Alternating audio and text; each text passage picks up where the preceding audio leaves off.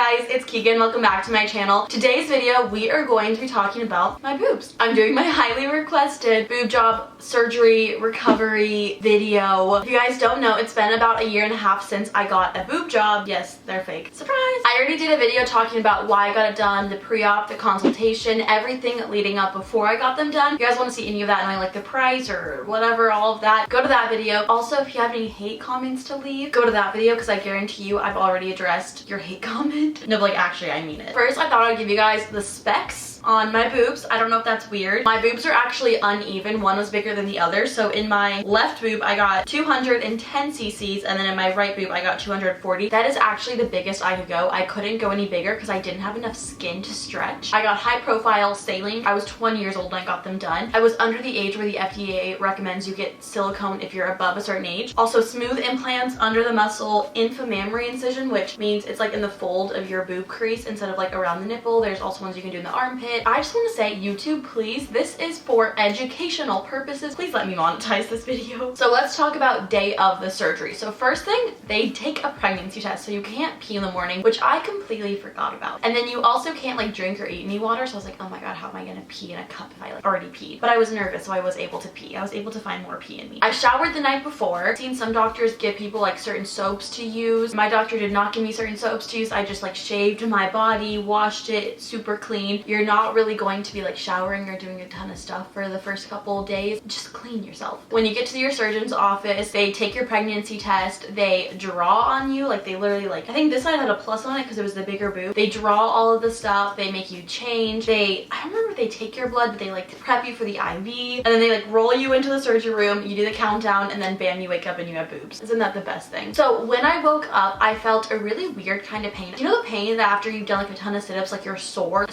ab kind of feeling? That's what I felt here, like where my incisions were. Also, by the way, I will do before and after shots at the end of the video. That was the last time I felt that kind of pain, that type of pain, and in that place. The time that I woke up, that was the only time I felt pain in my incisions, which was really interesting. I remember I was also super nauseous when I woke up, so they gave me a nausea pill, and then we drove home. They go over all your medication and everything. You definitely need to get your medication before you have your surgery, just so you have everything ready to go. I think they require that, but I'm not positive. Also, just like a little life hack, there's a million ways to get into my neighborhood, and my mom went the one way that has speed bumps, and that hurt. You're like in pain, and then you have to like do that little like jump thing when you go over a speed bump. Yeah, that hurt. So don't be like my mom. She did this every time. I'd be like, Mom, why are you going this way? It was just really painful. So avoid speed bumps at all costs if you can. Just a little life hack. For medicine, I actually still have them. They give you 3 things. So this first one is an antibiotic. You have to take all of these. Cefadroxil. You take 1 capsule by mouth twice daily. They also give you nausea pills. This is just kind of like if you need it. I have a ton left, but 1 tablet by mouth every 6 to 4 hours. I think I only took like 2 of these. The opioids, the painkillers, red cap to be safe, you know. This is I don't know. 1 tablet by mouth every 4 hours as needed for pain. I actually, as you can hear, I didn't finish them. While you're going home, like I said, avoid speed bumps. Also, another thing that when you have your boobs done, you can't pull. You really can't use your upper body, your core. You can't open a car door. You need someone to help you for this. I'm not kidding. You need help. You can't just have this surgery on your own and not have someone take care of you, because you won't be able to. You can't open any doors, car doors, house doors, for maybe like a week or so-ish. Ask your doctor. Don't take the advice from me. Ask a professional or even Google. I personally went straight to bed. I was tired from my anesthesia. Another thing that they did was they give you a surgical bra. That's what you wake up in, but they had like bandages and gauze and all of that under my surgical bra, and they took that out after my 1-day post-op appointment. After you first get them done, you can't really see them because they're just all bandaged up. Let's talk about supplies. First thing, they give you a surgical bra. Mine just gave me 1, but I ended up buying more surgical bras beforehand. I will link them down below. I bought 3 from Walmart online, and they had really great reviews, and they were the cheapest ones that I could find. I will also link everything that I talk about down below for you guys. I also bought a pillow wedge. I'm literally looking at it right there because I have not used it since I had my boob job, and it's been sitting in my room just there. You can go like a wedge of cheese, but pillow. You're supposed to have a 45-degree angle when you're laying down. You're not supposed to lay completely down. So having that was really nice. Some people, you can just put pillows behind you. Do not find that comfortable. So I ended up buying the pillow wedge from Amazon. And then I also bought like one of those body pillow things. They're kind of like a pregnancy pillow, just so I wouldn't roll around at night. I cannot sleep on my back to save my life. That was probably the hardest part of this whole experience, was sleeping on my back. I ended up buying one of those so I wouldn't wouldn't roll around at night. But between the two, I would recommend the wedge more than I would the body pillow. One thing that's really important that you should know is you can't use your arms. Like this, no. You're kind of in T-Rex mode. You're kind of just using the forearms. Elbows to the side type of deal. Like,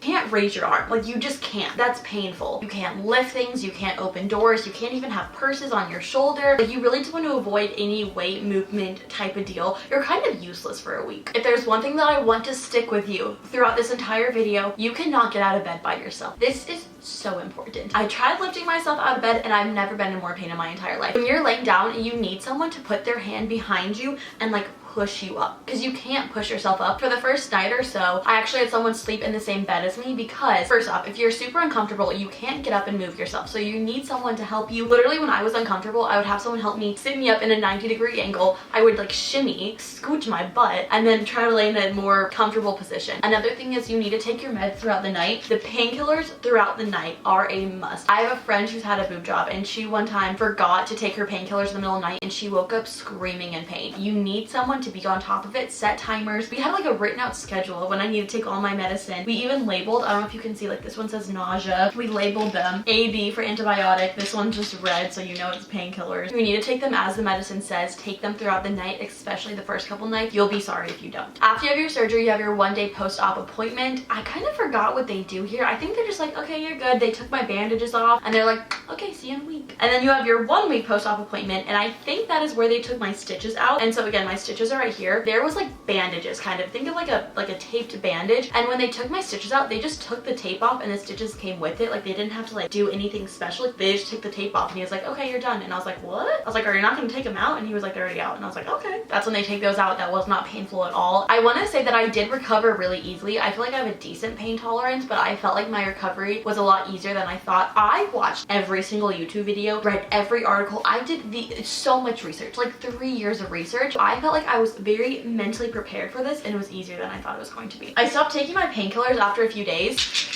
There's a lot left in there. I still took the antibiotic all the way through. They always recommend, like, if you don't think you need the painkillers, don't take it. For a while, I would just take like 1 a day instead of 1 every 4 hours. And then eventually I just stopped taking them. I will say though that I was a little too easy on myself in the beginning. Like, I remember I was opening car doors like a few days after, which you're not supposed to do. And then I was like, okay, can someone open my car door? And I remember my sister was so annoyed with me and I was like, okay, look, I thought I was fine. I'm not. I'm trying to take it easier here. Just start out not opening car doors so your family's not annoyed with you when you ask. Definitely try taking it easier and don't try to like prove to yourself that you're fine. Altogether, my entire recovery, if I had to rate it on a scale of 1 to 10, I'd give it a 4. 4 with the painkillers. 4 including. When I stopped taking them, I was still fine. It was not as bad as I thought. I would say about a week and a half to 2 weeks is how long it took for me to, it takes like a year, you know, to be fully recovered. But for me, it took me like around 2 weeks for me to fully just like feel like myself again and be able to start doing things. Obviously, I was not lifting weights and doing crunches and stuff like that. I do think that I was back to my normal life, like on my computer, being able to sit up in 2 weeks. Let's talk about bras from Google. I looked this up from Google because it's been a while, so I kind of forgot. You want to wear your surgical bra for 2 weeks. I will admit, I started going, like, I'm not even wearing a bra right now. I started going braless pretty soon, and I really don't wear a bra ever now unless you can see my nipples through a shirt. That's pretty much the only time I ever wear a bra, or a sports bra, but that's about it. You wear a non-underwire bra for like 3 months-ish, and then you wear an underwire bra after that. I don't wear an underwire bra. I don't even own one. It's been a year and a half and I don't even own one. Do as I say, not as I do. One thing about my surgery, I got mine March 2020, and we know what happened in March 2020. I woke up from my surgery to reports that COVID was like shutting down the world. The second I woke up from my surgery, drugged out of my mind from this, you know, painkillers, that's when all that was happening. Still don't technically know what bra size I am because most places don't measure you because of COVID. Do not know what bra size I am. I will put a photo here of my scars the day I got my stitches taken out, and then I'll put a photo of what they look like now. I've never put scar cream or anything like that on them either, so that's just a little thing to remember. When did they start feeling normal? Because when you first get your boobs done, they are hard and they are high up. Think of Mean Girls when she like hugs her and she's like, oh wow. Yeah, no, they're pretty hard. Like, they're like rock solid. You couldn't move them. Now I can squeeze my boobs together, push them up, but when I first got them, they just stayed in place and did not move, which I'm not gonna lie was like a little scary. But over time, your boobs start to like drop and become more natural looking. So much better. So I don't remember like when that was. I think maybe a month or 2 is when I started being like, oh, okay, they're starting to feel more natural. Most people like their boobs when they first get them done because they're very like luminous and round and all of that. I personally didn't. They just felt so hard and they just didn't look as natural as they do now. Like, I think they look so much more natural now than they did. I'm literally obsessed with them. Every single time that I look in the mirror before I go to the shower, I'm like,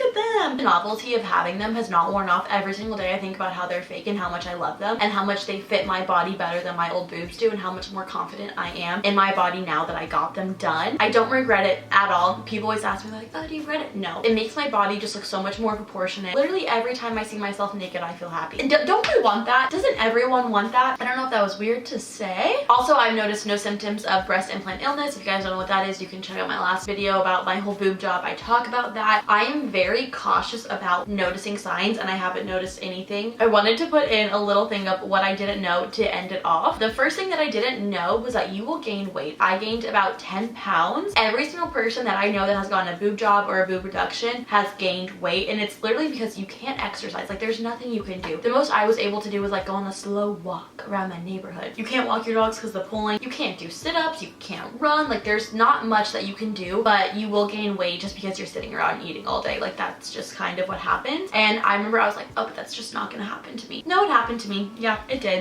I did end up losing the 10 pounds. You will gain weight. You can't wear a purse. I'm a college student that I was really nervous when I would go back to school because you can't have a purse or a backpack. Ended up being COVID, so I never went back to school. So it's been a year and a half, still haven't been back to school. Never had to wear a backpack. You can't do that, so that's something that you have to keep in mind. The last thing, I kind of already went over this, but you do need people to help you. That is going to make or break your experience and your recovery, is having a support system, someone to help you, give you your meds, help you stand up, help you get around, drive you to your appointments. You need that, and I don't think any surgeon will let you get the surgery without it. I know there's going to be questions that like stretch marks, did my nipples get bigger, stuff like that. I will be doing a Q&A. I asked you guys on Instagram to ask me questions, and I will be doing a Q&A answering those, but I really want to just do like the recovery and the surgery in this video. I hope that you guys liked it. Make sure to check out my last video about it if you want to know all that stuff, and I love you guys so much, and I'll see you in my next video.